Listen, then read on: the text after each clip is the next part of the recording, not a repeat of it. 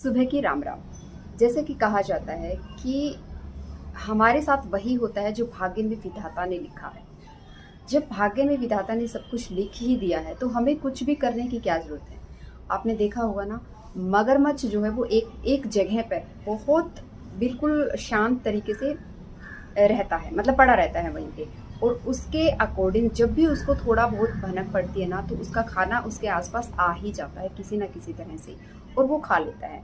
तो फिर हमें भी अपनी लाइफ इसी तरह से जीनी चाहिए, क्योंकि सब कुछ तो पहले से डिसाइड किया हुआ है कि क्या होना है, कैसे होना है, क्या नहीं। तो इतनी भागदौड़, इतनी मेहनत करने की क्या जरूरत है। जहाँ पे ये कहा जाता है कि भाग्य में विधाता ने लिखा हुआ है, वहाँ पे ये भी कहा गया है कि कर्म का फल मिलता है।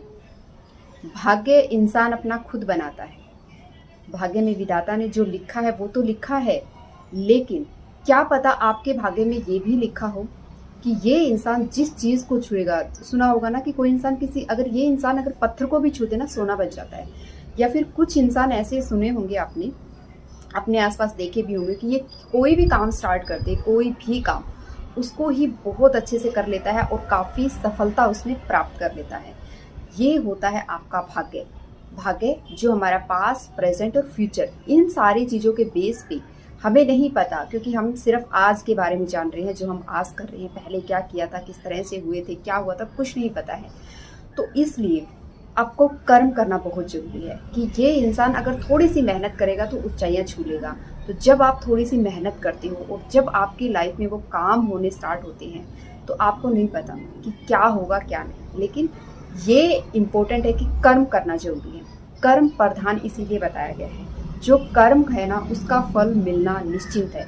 लेकिन कर्म करने के बाद जब हम कर्म करते हैं, अगर वो कर्म किसी लालच से किया जाता है, किसी इस भाव से किया जाता है ना कि बस ये हो जाए, वो हो जाए, पता नहीं, जो भी, अगर एक शब्द में कहूँ तो लालच मान लीजिए, अगर किसी लालच से किया जाता है, फिर उसका रिजल्ट भी वैसा ही होता है। कर्म करना है अपने पर्पज, अपना गोल या लाइफ में जो बनना या करना चाहते हो उसको ध्यान में रखते हुए। लेकिन फल अगर वैसा ना मिले, फिर भगवान को कोसना जब हम स्टार्ट कर देते हैं ना कि क्यों हुआ, ऐसा क्यों हुआ, मैंने इतनी मेहनत की, मेरे साथ ही ऐसा क्यों हुआ, ये भी आपका भाग्य है।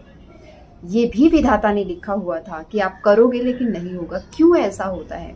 क्योंकि आपने जो कर्म अब तक किए हैं ना, ये उनका ही फल है। तो हमें नहीं पता, तो हर कर्म का फल तो हमें भोगना ही है।